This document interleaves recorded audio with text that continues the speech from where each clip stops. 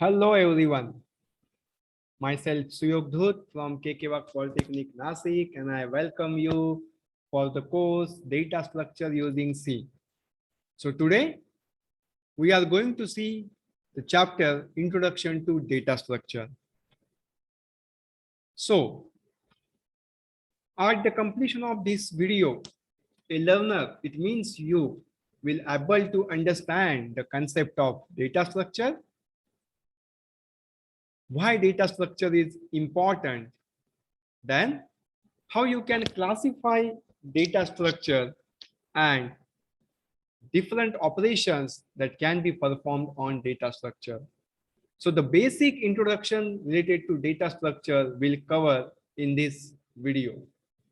So the first question comes in our mind, and that is nothing but what exactly data structure is. We all know data, right? A raw data. We have huge amount of data related to any field. So if we process this data, we got a information, and this information is useful for the many applications. So how you store this data in computer memory and how you organize this data, it's called as data structure. So very simple definition of data structure, way of storing and organizing data in computer memory is called as data structure. Now, so if you want to perform any operation on data, if you want to perform in efficient manner, then data structure is required. Now think that you don't have data structure. Still you can perform operation. But if you want to perform in efficient manner, efficient means in less time, less steps, so you require a data structure. And creation of data structure is nothing but mathematical or logical model in a computer programming. So basic concept of data structure is like how you store and organize data for further operations in efficient manner is nothing but data structure. Now, next thing, why you require data structure? What is the importance of data structure? So we look at two diagrams that we have. The first diagram, unstructured data. The books are placed at any location, no sequence, nothing is there.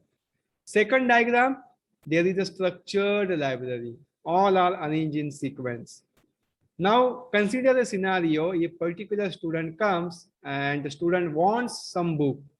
So it's a very tedious task. Definitely a student will get a book, but it requires more time, it requires more steps, and lots of work need to do.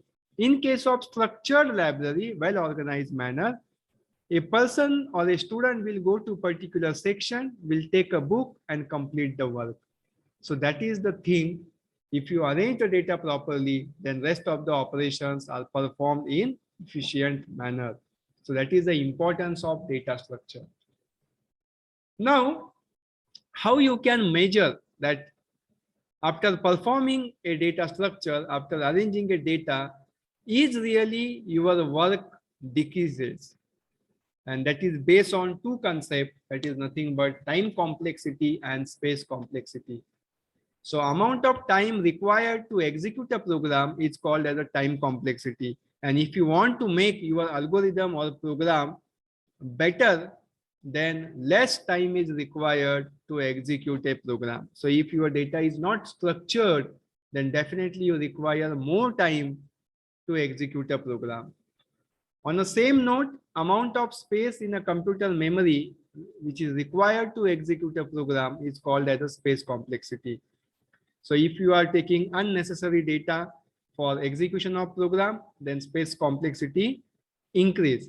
So in order to perform, in order to create a good algorithm, then time complexity and space complexity need to be reduced, and it will only happen if you have structured data. Now, what kind of operations that you have to perform on data that you have, that you want to perform in efficient manner? So the first operation is insert operation.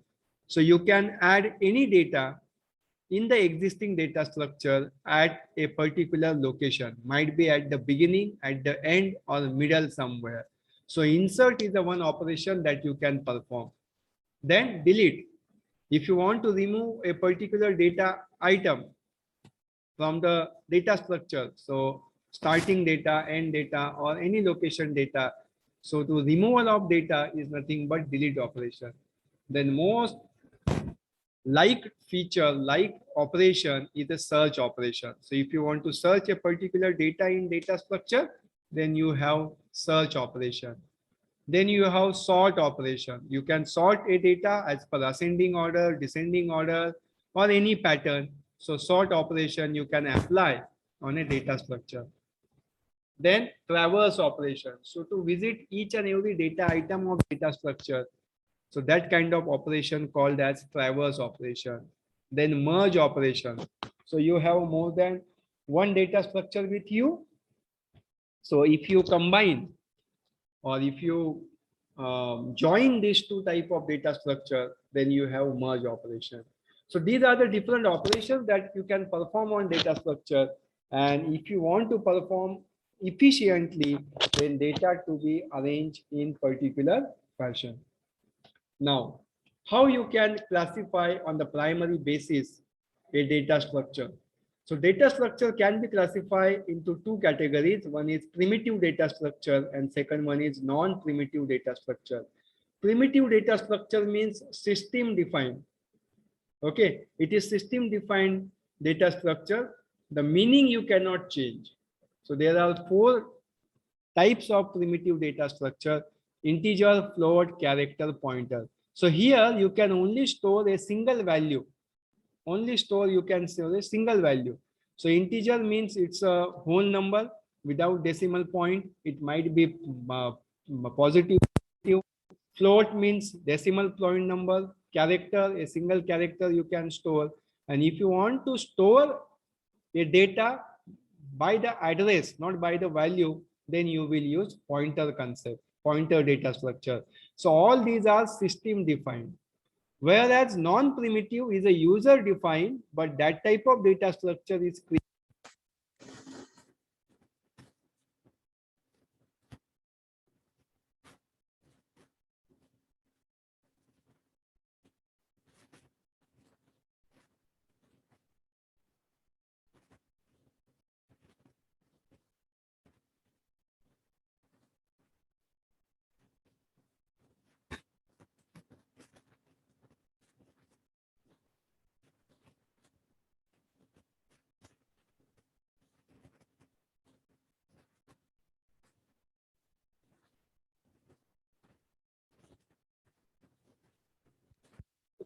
operation, then it is very hard that you can have the operation on file. So documentation part is nothing but your file. Now list means arrangement of data. So you can perform large amount of operation on it and mixing of data, that is might be integer, float, character, yeah, string. All these things can be comes in a list. So list means arranging data. So you can arrange in linear fashion or non-linear fashion. Linear means data need to be arranged one after another in a sequential manner. Whereas non-linear means data is present at any location, not in random fashion. So, but they are connected to each other. So linear list again have two types. One is stack and second one is queue. Non-linear have two types, graph and tree. So on a primary basis, data structure classify into these categories. So now at the completion of this video, now you understand the concept of data structure. You get or you know the importance of data structure. If data structure is not there, then what happens? And if data structure is there, then what happens? Now you can classify data structure into different categories like primitive, non-primitive, list, linear list, non-linear list. And you comes to know what different operations you can perform on data structure. So on the whole, you understand the basic principle and concept of data structure. So understand it and use it for further learning. Thank you for watching this video.